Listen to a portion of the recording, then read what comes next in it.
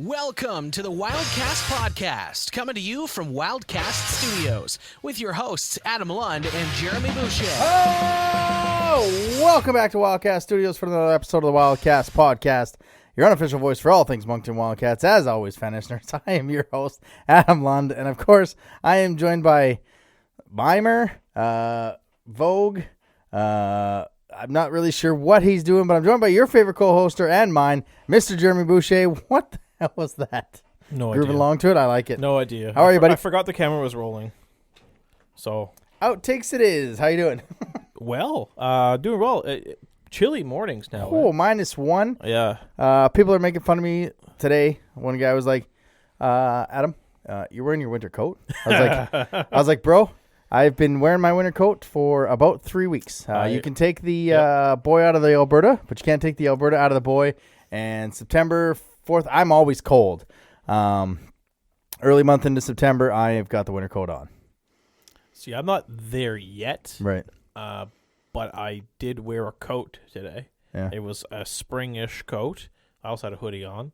So I was okay, but man, having to warm the car up on one of the first week of October. Ooh, that doesn't spell good news for the next 6 months. And it could be -1 this morning, frost warning, warming up the car, and after Thanksgiving, it's +18 for two and a half weeks, and we're in shorts again. Yeah, I mean I'm okay with. I am also okay. I love showing off my legs. Makes one of us. But they always say, if you want to know what the weather's like in the Maritimes, just wait 15 minutes, and it's true because 7 o'clock I was outside with a hoodie and a jacket and sweatpants and wool socks, and by 2 o'clock in the afternoon I was outside with a long sleeve, pretty thin long sleeve shirt, and so the afternoons look good, just the mornings are a little chilly. Yeah, and that's the worst part is you got to get up and get the little one off school, right? Yeah. And then you come home, warm up, have some soup. Yeah. Speaking of soup, shout out to the Carrabba's there. That was outside at the home opener on Sunday, passing out some free chicken Sicilian soup. Thank you also for providing me with the only bag without a spoon. That was pretty funny. I did have to drink my soup. Yeah, Layla enjoyed that. I actually thought that when they were walking around, they were given like soup kits to go home with. So I'm like, well, joke's on them. You can't take anything into the Avenir Center. So how are they? And then you grab it and it's an actual bag of soup. So good on that's smart marketing there to see all those people standing outside, and we'll get into why we were standing outside. Yes. To come out and give soup and whatnot. I agree. I think they were giving away coupons. We didn't get any of those, but we'll take coupons if you happen to be listening. Yeah. We'll take coupons. Chicken Brian at Carrabba's is we haven't eaten there yet. Delicious. Yeah. Delicioso, since it's an Italian restaurant. Yeah. We might have to. We haven't gone. She's gone there. Layla's gone there. I haven't gone. She went with one of her friends. Had the calamari, the wings. Yeah. Did you just say the Chicken Brian? Chicken Brian. Yeah, that's I think what she had too. Yeah. Delicious. Incredible. So good. And then you go check out a hockey game. It's an absolutely wonderful. I do like the commercial that they have in the Avenir Center because we love commercials during hockey games. But if you're making a commercial for the hockey game, maybe put some people in Wildcat stuff. Like, I know it's not a restaurant. Like I know it's a nice restaurant you dress up for, but you're kind of right there. Maybe for normal TV, you have your nice commercial. For the hockey game, you've got your, hey, come and have a pregame snack, and instead of being ripped off or paying a lot of money in the Avenir Center for food. Also, suggestion, Carrabba's, if there's a Sunday afternoon game at 4 o'clock, don't have happy hour from 4 to 6. Have happy hour from like 2 to 4. Yeah. I mean, you probably get a lot more traffic in that way, especially my wife, who likes to drink on Sunday afternoons and empty my bank account at the Avenir Center at the bar. Being able to bring her to a restaurant right across the way for cheaper beverages. Marketing. Absolutely. Revenue.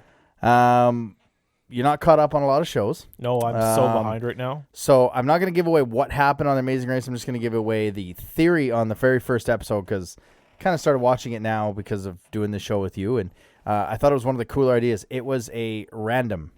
So they started with everybody.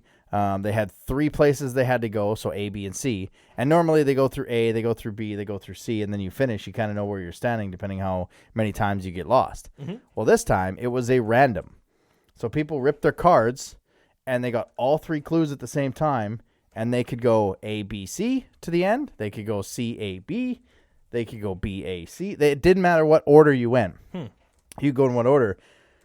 I think that's one of the cooler ideas that they've had because, A, you don't know which way other teams are going, so you really have no idea what place you're in. I thought that, like, I don't know if they should do that all the time, but I thought that was a really cool wrinkle after, 34 seasons, I think this is for... Yeah, they've been around for a while. American, the 34th season, 386, almost as long as us. 386 episodes. I loved it. I love American Amazing Race. I haven't really got into the American one recently, but the fact that Amazing Race Canada just ended and then they started back up, it kind of makes me want to get into it. Did Amazing Race Canada ever go outside of Canada, or do they always stay in Canada? Because I figured they stayed in because of COVID this year. But something tells me I remember them being in. I want to say China. Okay. I want to say they've been in China before. Obviously pre-COVID.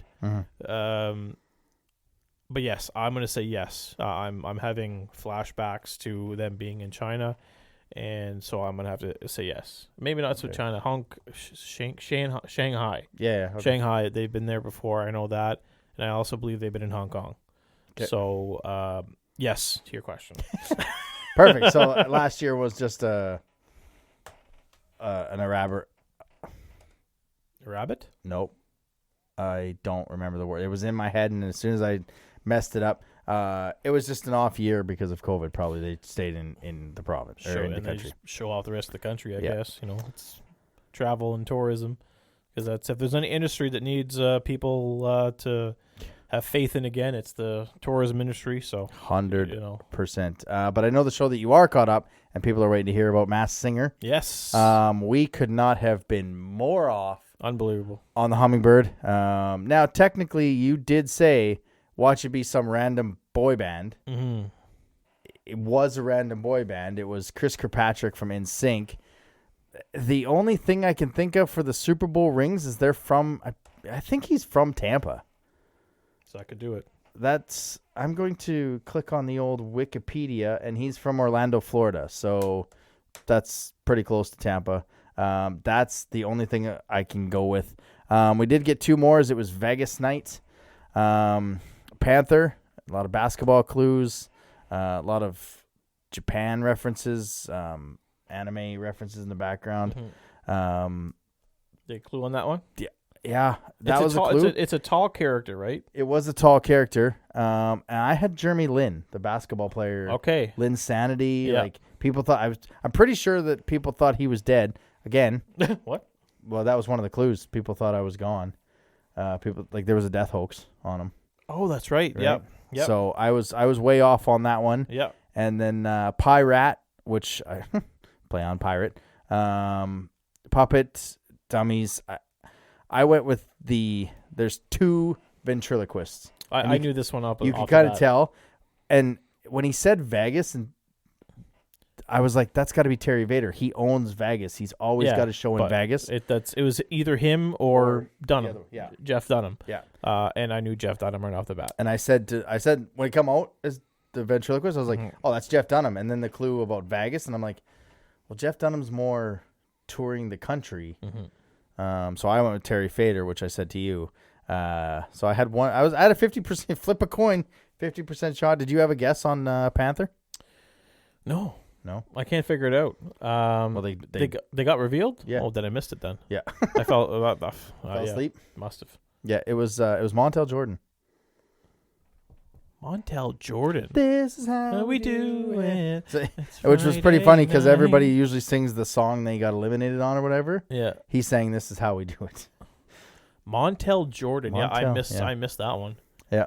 Oh. So Hart moves on again. I think. Yeah, I missed that one.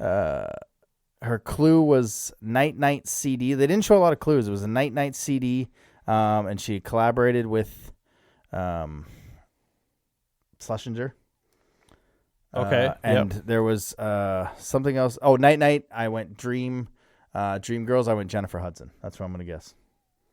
Interesting. 'Cause Okay. I'm going to go away from it. Why am I? but I'm going to go. Did you watch it? Did I completely miss his episode? I think maybe I did. Because Montel Jordan, I remember seeing Jeff Dunham. Because Jeff Dunham was eliminated, and then Panther and Harp sang a battle royale.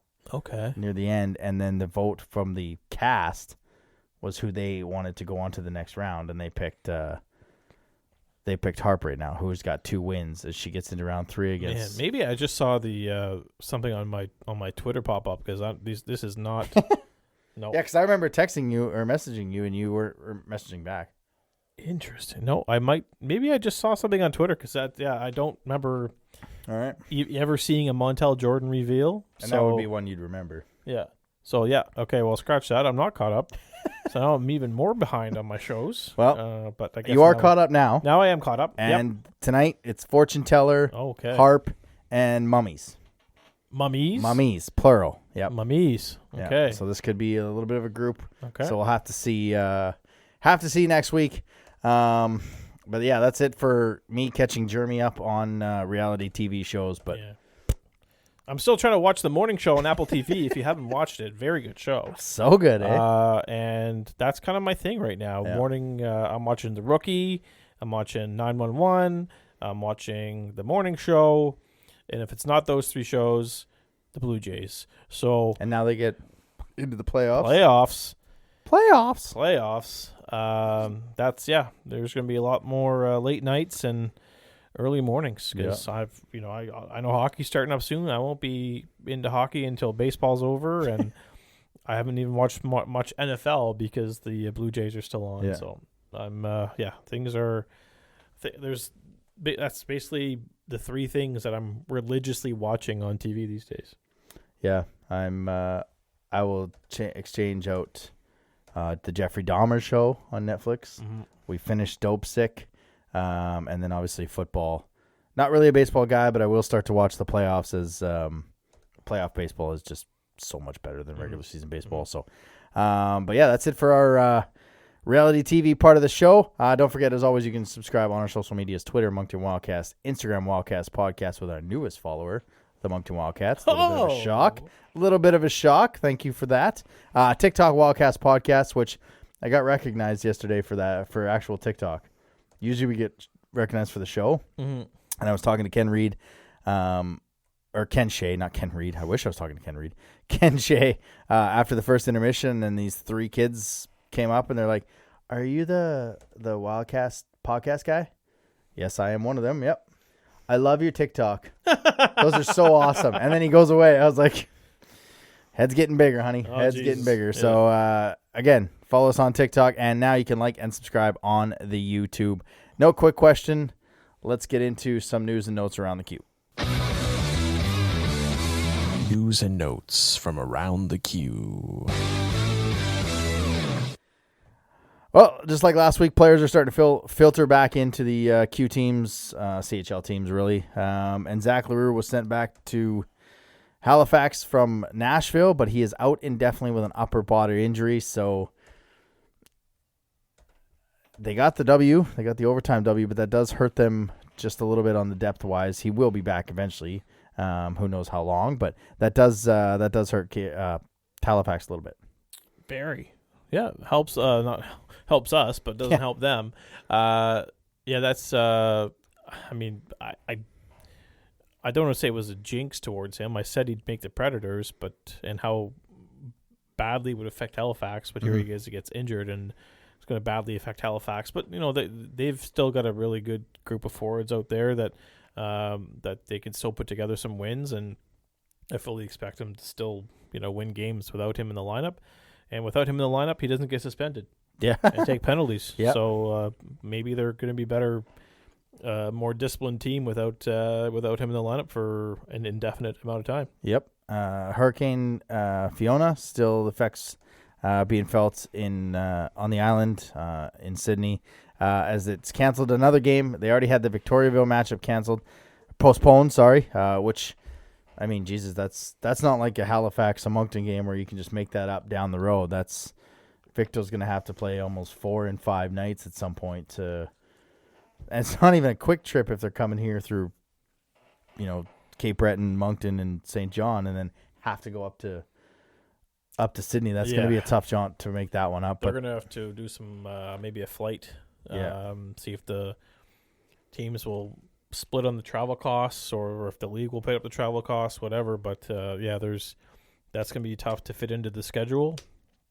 Do they come here at all? Like when's Victoriaville? Like, first of all, why is Victoriaville going to Cape Breton so early in the season? Do they have a game in Halifax as well, or anywhere else, or was it just a random game in Cape Breton?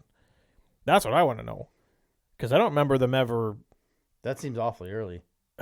Because it just doesn't seem like let's get Victoriaville's schedule up here, and do they have any other games? 'Cause I'm drawing a blank here, but I don't know. I don't remember Halifax postponing a game against Victoriaville. No, because our Victoriaville game was December 3rd. December 3rd, okay. So when was Victoria's schedule? Yeah, let's go, why were they just randomly going to?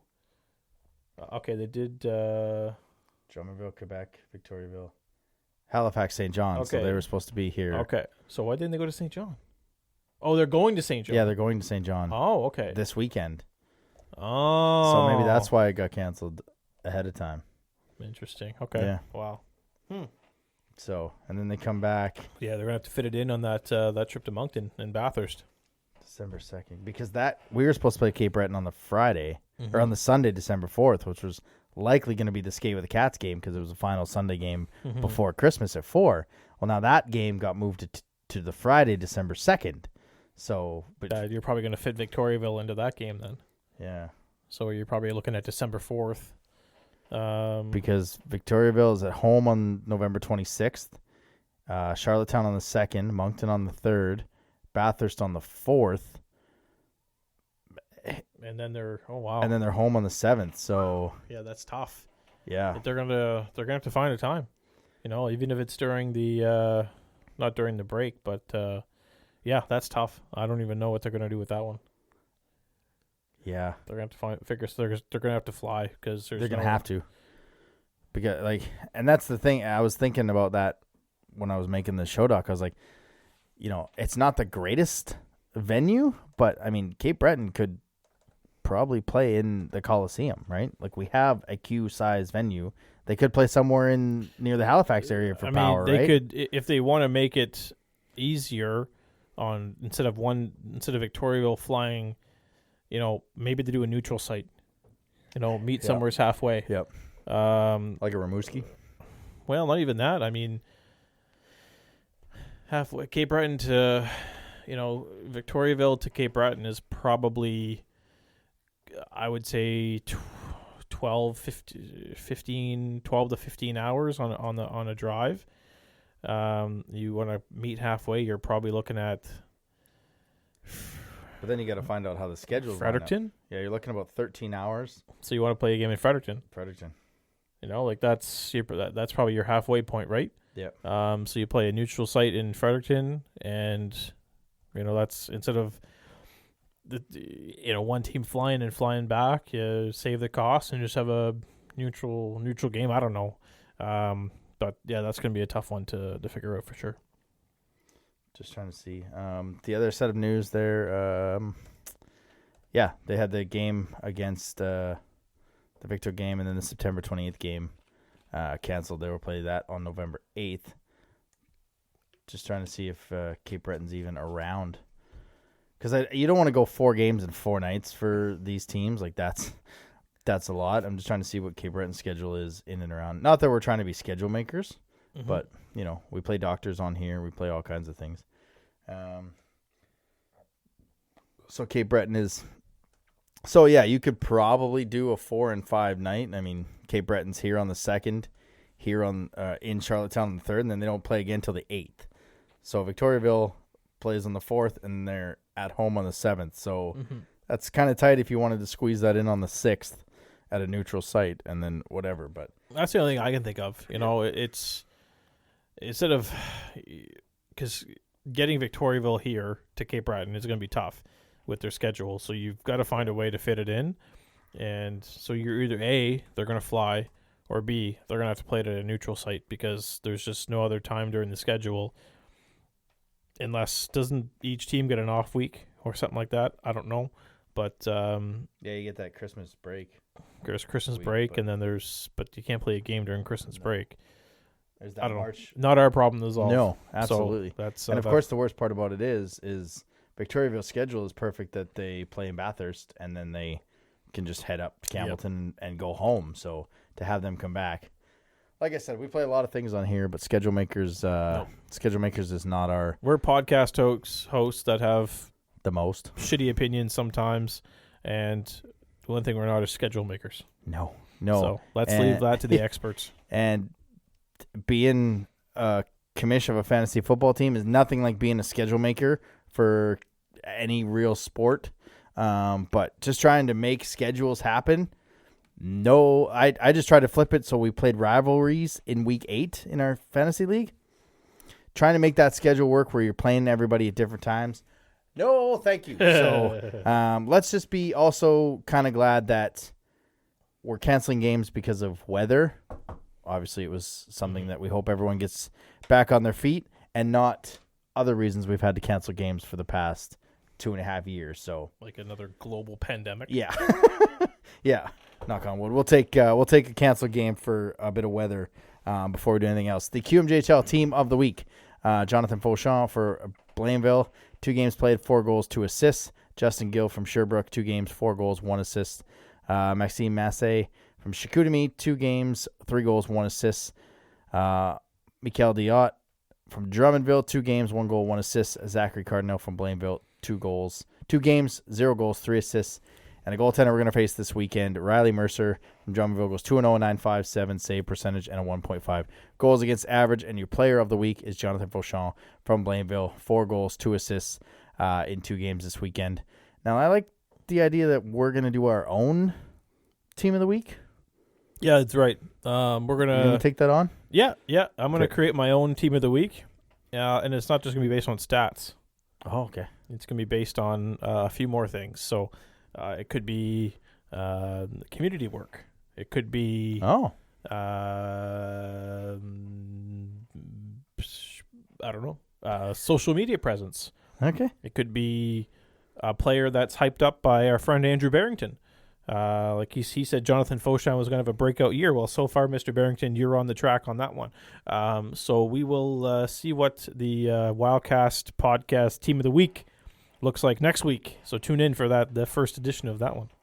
And if you're in our business and you would like to subscribe and promote your products to the Wildcast podcast team of the week, hit us up on our DMs. Let us know. We are available for all types of whatever you want to do.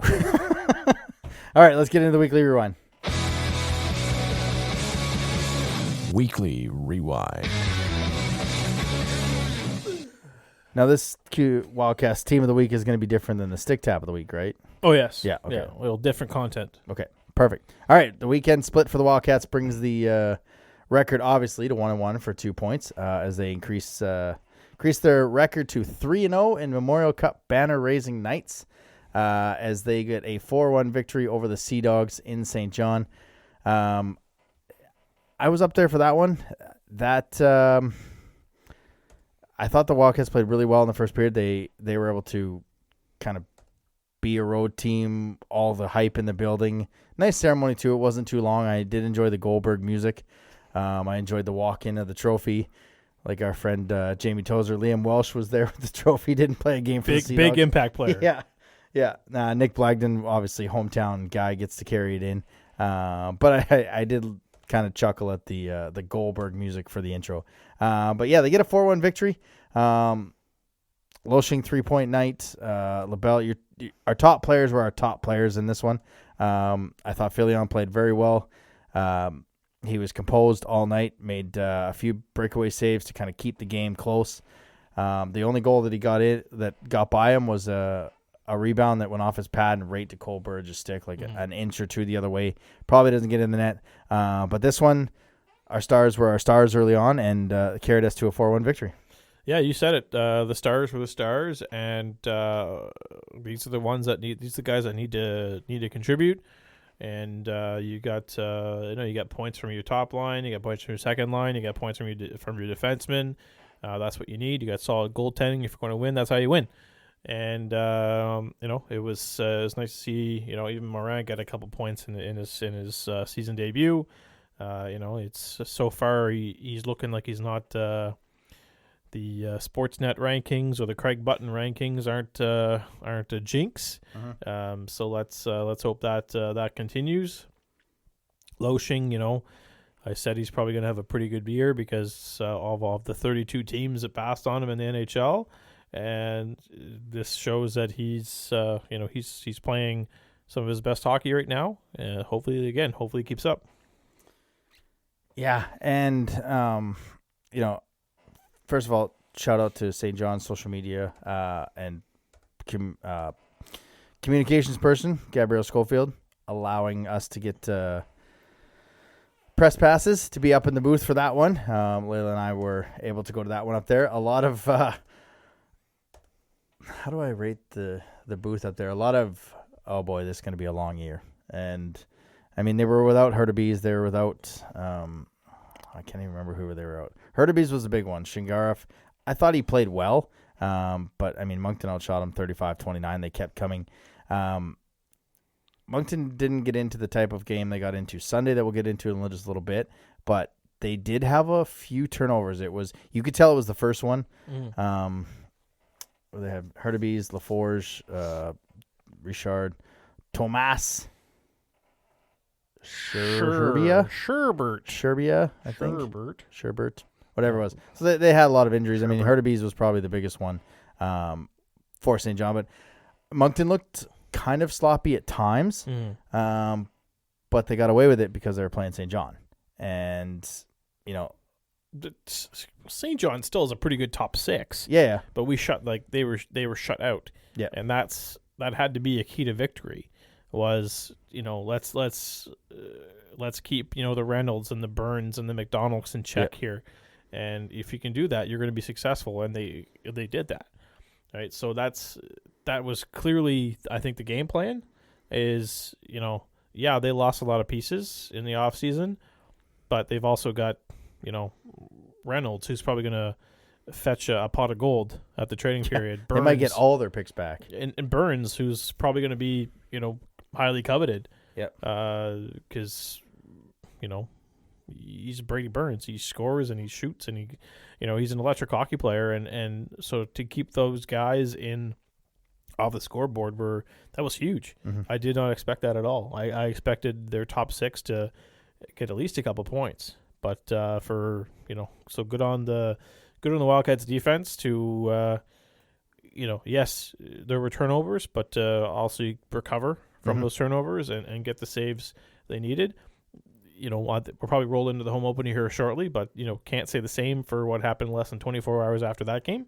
But no, they did a really good job controlling the guys that came back from to St. John. And the thing I always look at, face-off wins. And Moncton had 45, St. John had 25. So you generally win the face-off battle. You're going to control the puck a lot. They did. They got a 4-1 victory. We get into 24 hours later, less than 24 hours later, the home opener. Before we get into the game, I loved the whole thing. I loved the tailgating. It was a nice day out. It was a little windy, which made it a little cold. But I love the tailgate thing. I love the walking the players right off the bus, red carpet, the intro with the silks. Speaking of the intros. Yeah. Did you notice any omissions and additions? I did. Yeah. I did notice one omission and one addition. Want to get into that? We can if you'd like. Because, why not? It's a pretty big omission. Healthy scratched. Yeah. Nick Pavin. Yep. And the addition of Dave Matthews. Yeah. Who we like. Just kind of like Dave Matthews, and he runs out on the ice. He's, it's not every day you get to have a player by the name of Dave Matthews in your lineup. So, you these people are probably going to not get the joke, but, if you get it, maybe at the next hockey game, just crash into me. It's channeling your inner Mavs there. Mavs, yeah. Yeah, Pavin was a healthy scratch. There's a few reports out there for different things, and let's just wait and see, I guess. Yep. I don't want to speculate on, we've both heard things. Nothing official from the team, yeah, but which we still haven't heard anything official from Langlois, did we? No, we never did. Yeah. But he seems to be having a great time. Is he even DJing at some of the hottest clubs in Montreal. do we even still own his rights? Oh God, no, he's out. But they left him for I the think season, he right? I think he quit hockey. I think he did too, but they held his rights for the season, didn't they? Yeah, then he dropped. I just wondered if they ever. No, like if he's like, oh, I want to play hockey again, he's basically a free agent. Yeah, which you're basically he'd be a 20. Yeah, but I think he's making more money DJing in some of the hottest clubs in Montreal, probably compared to what you'd get paid as a 20-year-old forward in the queue. So. Yeah, so we didn't hear anything about Langlois. Probably won't hear anything about Pavin until next year. Yeah. But again, he might be back. He might not be back. We're not going to speculate on why or anything like that. But it was a tough thing to see. I mean, I like that third line of Pavin, Mueller, Daniel. I like the third line that was playing last night. The Wildcats go down 5-3 in the home opener. I love the Silks thing at the start of the game. I wouldn't want to see that every night, obviously. If that was our intro, it would get kind of mundane. But I thought it's funny that they brought the buckets on the ice, and Layla's like, what are they bringing the buckets on the ice for? I'm like, I don't know. Maybe they're reflectors for a light show or something. All of a sudden, oh, fire. That's what they brought the buckets on the ice for. I thought it was really cool. Unfortunately, the game didn't match the first 5 minutes matched the intro. Bathurst got a 5-3 victory. Flyers were in the building, and two former Flyers got us going, Alexi Daniel and Preston Lonsberg getting his first Q goal, which, by the way, PA guy, if a guy scores his first goal in the Qmjhl, maybe let people know he's scored his first goal in the Qmjhl. Yeah, maybe. Especially when it's a hometown kid. Just give that a one. Miles Mueller, 3-1, and that is about all we could do. I missed the 2.5 minutes because I was in line for ripped off or for poutine. It's all your fault. And I will take the blame on that. But what happened? What happened was the Wildcats decided to, the mezzanine was open serving food, but the Wildcats decided to open the bakery and cook up a fresh batch of turnovers. And that was I can't find another way to put it. And that's why I said they got away with it against St. John.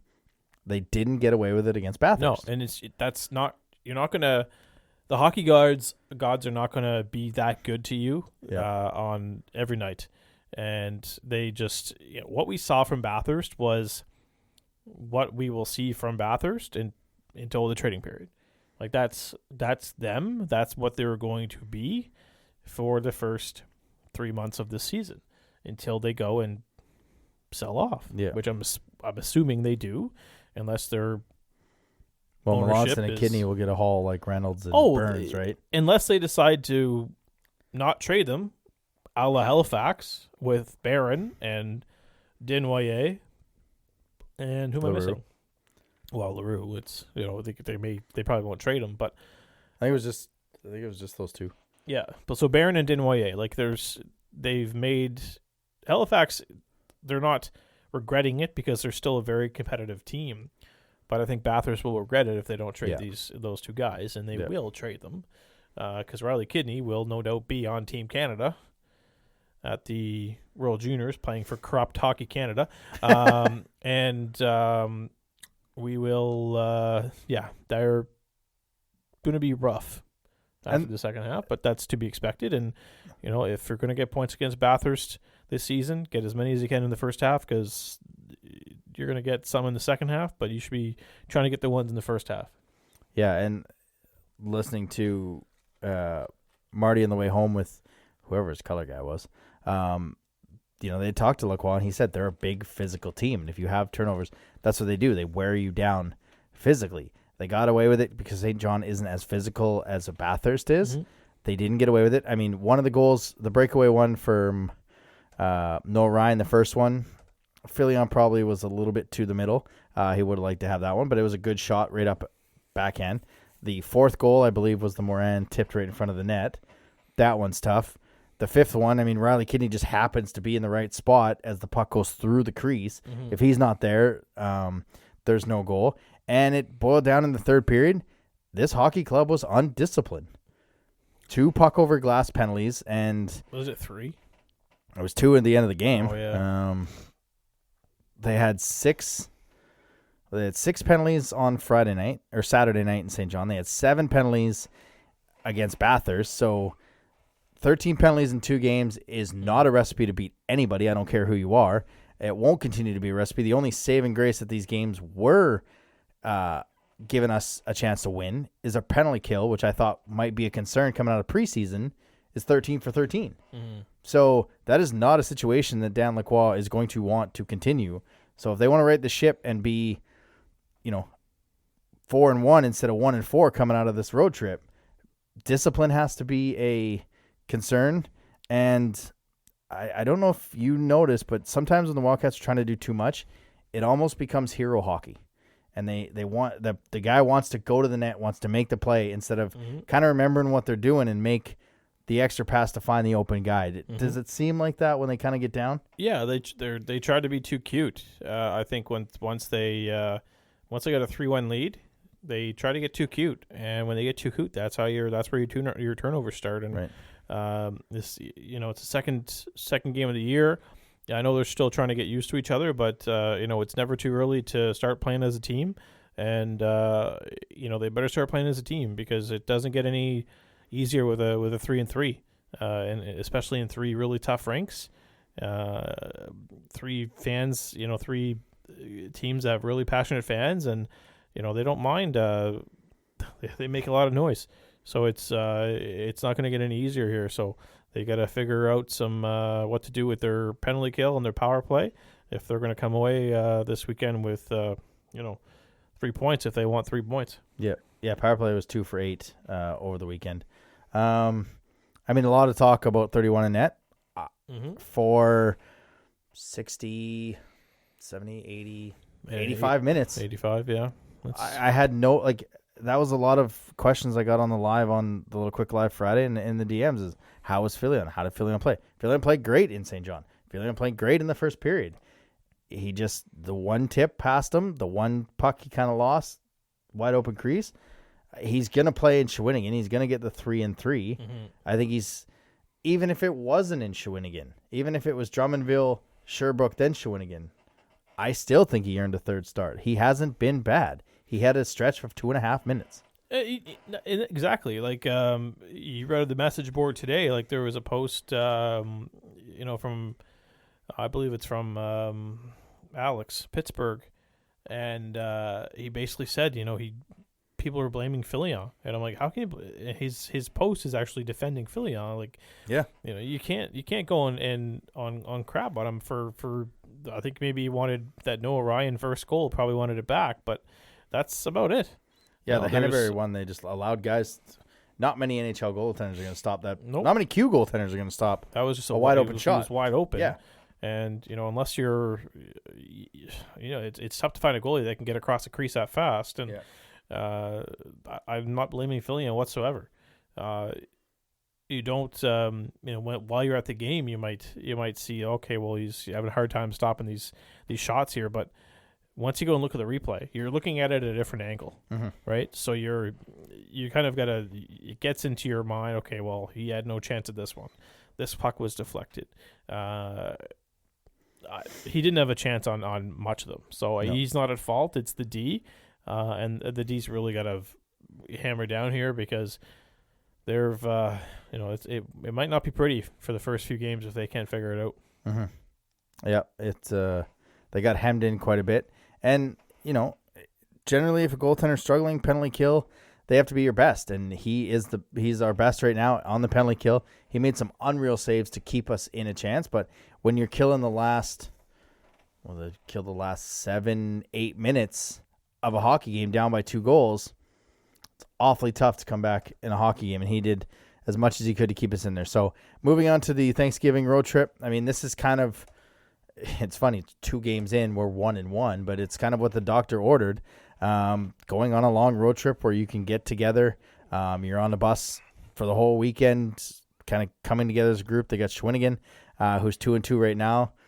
Sherbrooke, who's 4-0. Sherbrooke is going to be Sherbrooke. And then Drummondville, who's 2-2. So Phillyon's going to play Shawinigan. We kind of already established time. It'll probably play Sherbrooke because, you got to get them in at some point. But I think 3 points is gettable on the weekend. I do too. I think they can get 3. Of course, sniper Mathis Qmjhl is going to be 3 points on Saturday night. How do you contain that? Thanks a lot, Richie. No, just kidding. No, it's Baudouin comes back to Barjan will be there. Baudouin will be there.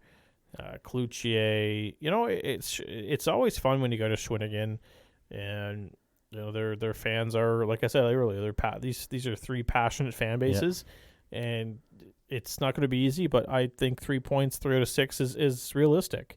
Anything less than that, we might have some things to say next week. Yeah, the less than 3 points. I don't think you're going to see any Wildcats on the first edition of the Wildcast podcast Team of the Week. No, it'll be a real struggle to find a Wildcat of the Week as well. Will we get one this year? What? We got one last year on the Team of the Week, right? On the actual Q Team of the Week? Yeah. I think you'll see. At least 2 this year.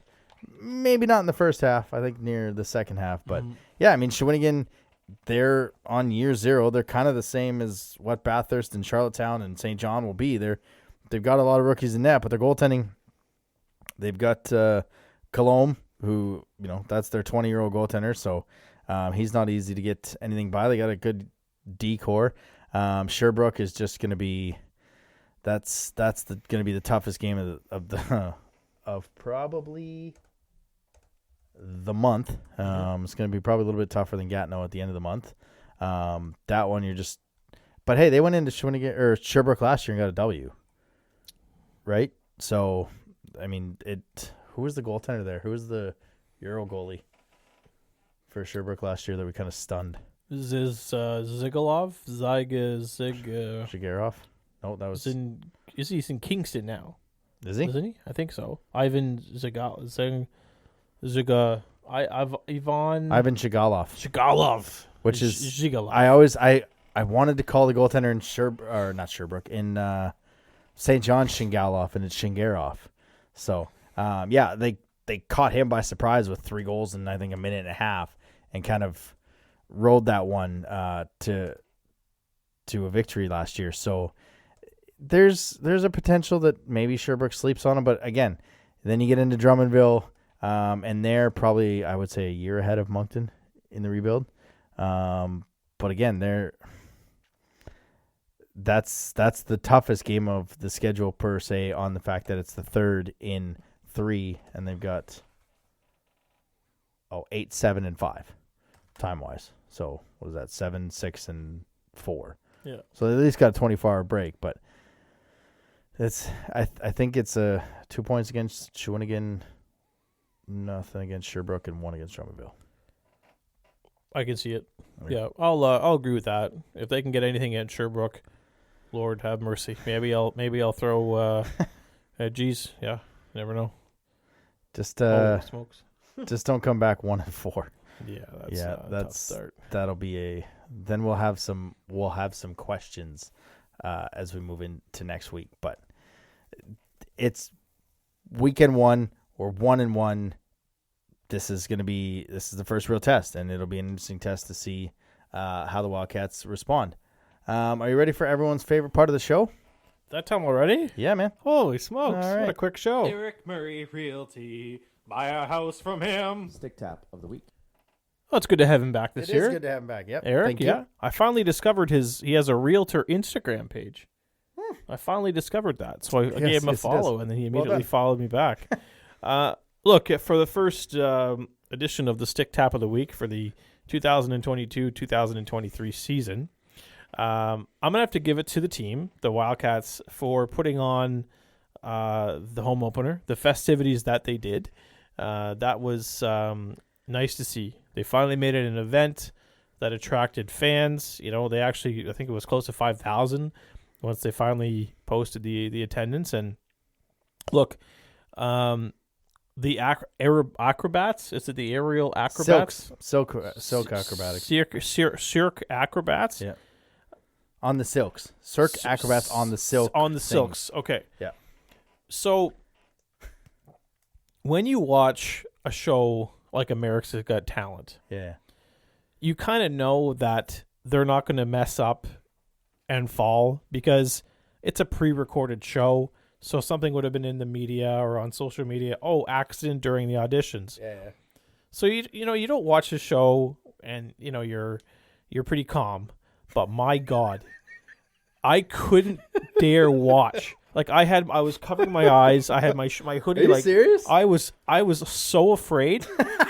I damn near had a heart attack watching. They dropped it. Yes, When they spun watching down and these dropped? girls 20 feet above the ice and then suddenly drop. Like my heart must have came out of my chest. But what? Like that was an incredible show. Like that was a really good performance. Yeah.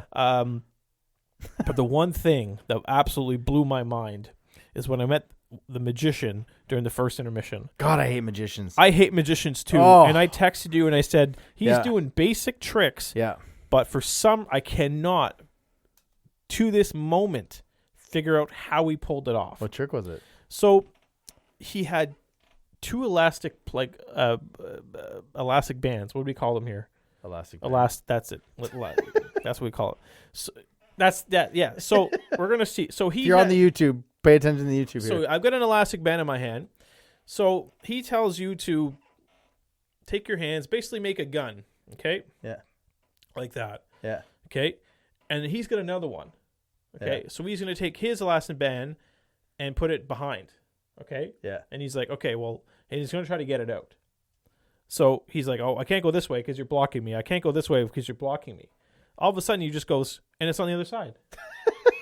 I'm like, you got to be freaking kidding me, man. How do you do that? And I still cannot figure it out.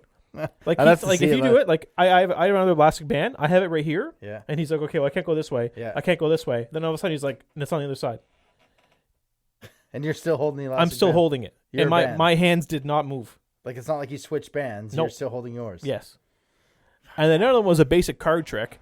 Where let's say I have a jack in my hand in this hand, and then a 6 and a 10 in this hand, and then he's like, okay, so he's gonna put them face down. So the jack's in this hand, and the 6 and 10 is this hand. He goes like this. All of a sudden, the 6 is here, the jack's over here. I'm like, what in the freaking world? Like, It's how? the worst. I don't understand. I don't understand magic either. I don't. And this is the first time in a very long time that I've seen magic in person. Up close. And That's the worst when it's up close. Yeah, and I'm to this. I just can't figure it out. I don't understand how he got a card that was in this here hand flat down into this here flat down with a hook of a finger. I don't get it. And I'm even more shocked at that one than the elastic one. Yeah. It's I couldn't believe it. I just, you know what? And what they did, I think the Wildcats are pretty strategic when they did this. So they planned a big show and they forked up this money to get all these acts here. Yeah. A Sunday afternoon home opener, and you finally got it right because you literally managed to pay for these acts by getting all the kids in the rink. And that's for once, they managed to pull off smart marketing by doing exactly that. Yep. Every Sunday, you got your bouncy castles, you got your face painting and all that stuff. But to bring, to have like a thing outside with smart, and then bring a show inside, smart, and the fact they were able to get the acts a week later was even better. Yeah. The fact that there was no scheduling conflicts with these acts, because we were concerned about that last week, right? Because we were like, okay, well, they're not advertising the circus anymore. Yeah, they just said And then I think the day we released our show, they came out saying that they had everything. Yeah, everything was back on. So, I'm gonna start watching these magic videos on YouTube to figure out how in the world you can get a card that's face down here over to this hand with the click of a finger, because I was absolutely amazed. I literally pulled down his sleeve and I was like, where are these, when he walked up to me, I was like, where's your bunny? Because I thought he was going to pull a rabbit out of his hat or something. He's like, I don't have a bunny.